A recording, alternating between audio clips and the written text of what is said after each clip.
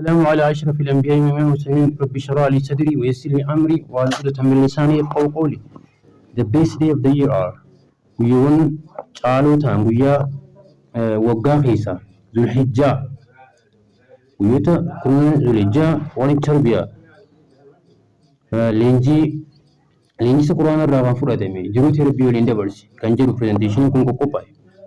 Kaayyoon barnoota kanaa tokkoffaan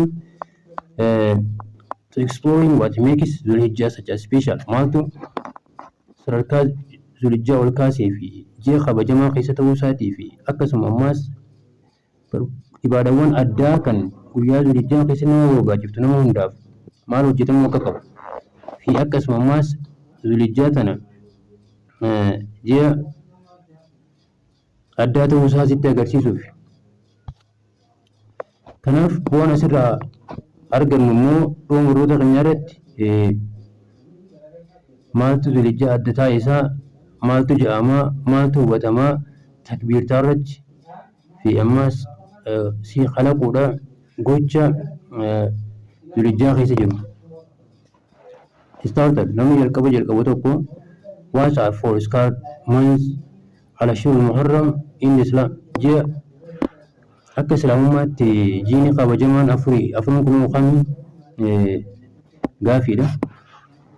Jiinonni akka islaamaatti 12tu jira. Ji'a tokkoffaan Muharram, lammaffaan Rajaba, sadaffaan Safar, afuraffaan Shaabaan, shanaffaan Rabiul Awwal, Ramadaan, Rabiul Akhir, Shawaal, Jumaadul Ula, Jumaadul Qaa'idaa fi Jumaadul Ukhraa fi Zulhijjaa.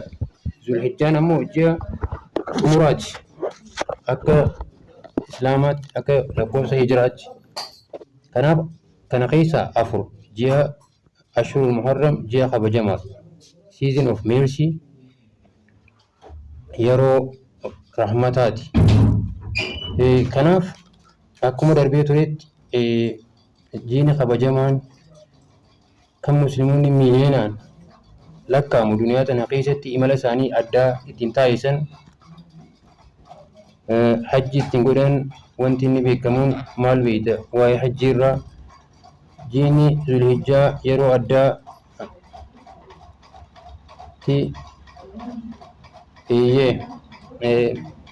sadarkaa inni qabu Zulhijjaan maal akka ta'ee fi maalummaa isaa quraanni yeroo ibsu wal fajr walayaaliin ash fajriin salaata subiitiin si qaqadde kurnan Zulhijjaatiin si qaqadde ergamaan gooftaa salawaatu rabbii wasalaamu alayhi akkana jedhe there are no better days in the sight of Allah than 10 days of the Zulhijjah.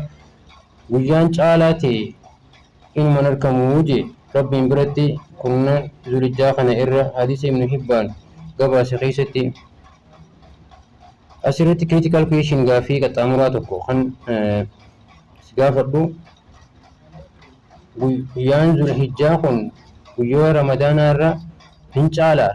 Deebiin isaa guyyaan kurnan Zulhijjaa kun ni caalaa guyyoota kurnan booda Ramadaanaa illee.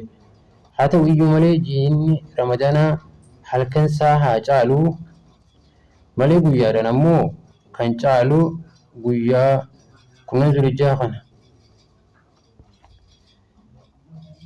Day of Arafaa guyyaa Arafaa guyyaa sagalaffaa guyyaa Zulhijjaa san guyyaa Arafaati. There is no day wherein Allah said guyyaan hin jiru je kan rabbiin garboota isaa ibiddarraa bilisa godhu guyyaa Arafaa irra.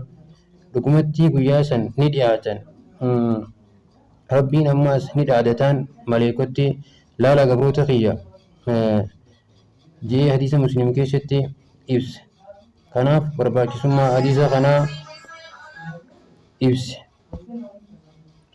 Guyyaan Arafaa guyyaan sagalaffaa kun wannicha keessatti dalagamu tokko mee barreessi lafa kaaye. Tokkoffaa wannicha keessatti dalagamu keep fast soomanii takbiir of tashriiq ayyaama kana keessatti Allahu akbarii salaata subii irraa kaasiitii jee ذكري الدغري frequently لا إله إلا الله وحده لا شريك له له الملك وله الحمد وهو على كل شيء قدير.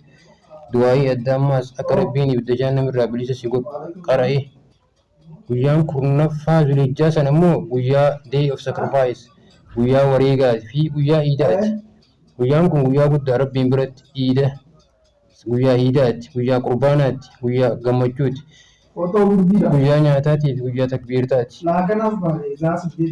Kanaaf namoonni hajjiin godhaniif guyyaa san sunnaaleen barbaachisoo ta'an tokko beautify yourself of miidhagsuu fi of bareechuu, performing gosa qaama dhiqachuu fi manaaf bahuu salaata iidaatiif.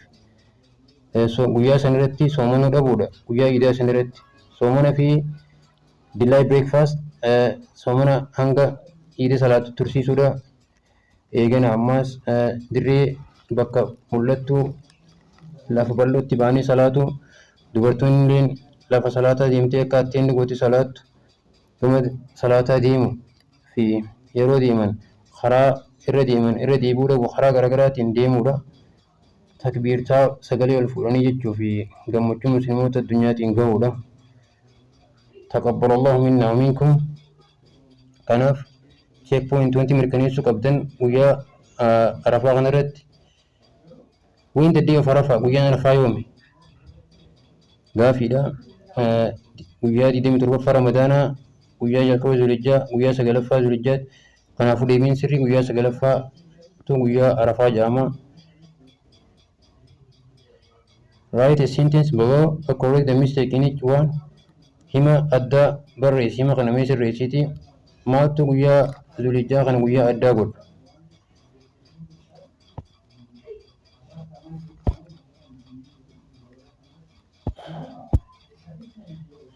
Allahu Akbar. What does he say? What does it mean? Takbirat. Takbirantun. Allahu Akbar, Allahu Akbar, La ilaha illallah, Allahu Akbar, Allahu Akbar, Walillahi alhamdu. Isitanaa jira. Yeroo shan reach. Let us read the takbira 5 times all together as a class.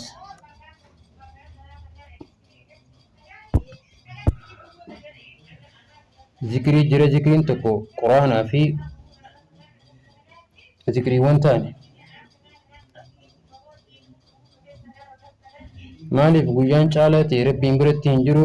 Dalagaan gaarii taate kan rabbiin biratti jaalatamtu guyyaa kanneen keessa dalagaa dalagamtu irra. Kanaaf tahliilaa laa ilaaha illallah, takbiiraa Allahu akbarii, tahmiida alhamdulillahi jedhi.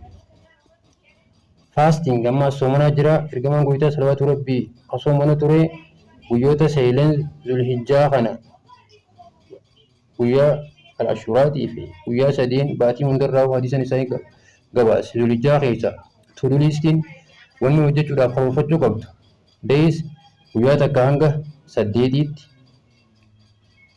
maal akka hojjechuu qabdu? Guyyaa day 9 guyyaa 9ffaa arafaa, guyyaa 10ffaa guyyaa iidaati, guyyaa 11 hanga 13tti challenge. Kanaaf to-do list keessa waan hojjechuu qabdu as keessa barreessi lafa kaa'e.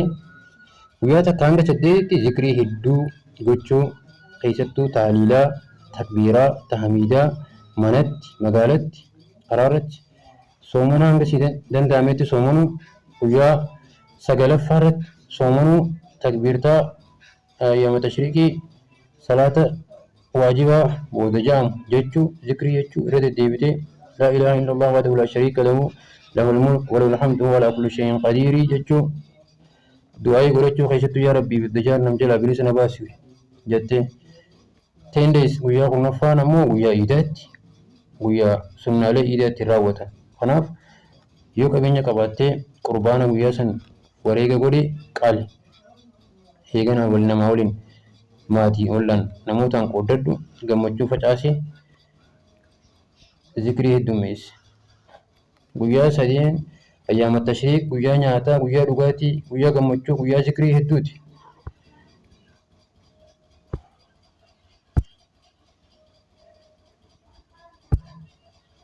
Kanaaf baroonni keenya asirra dhaabbataa waa'ee zulhijjaati. Jazaakumullahu khairan.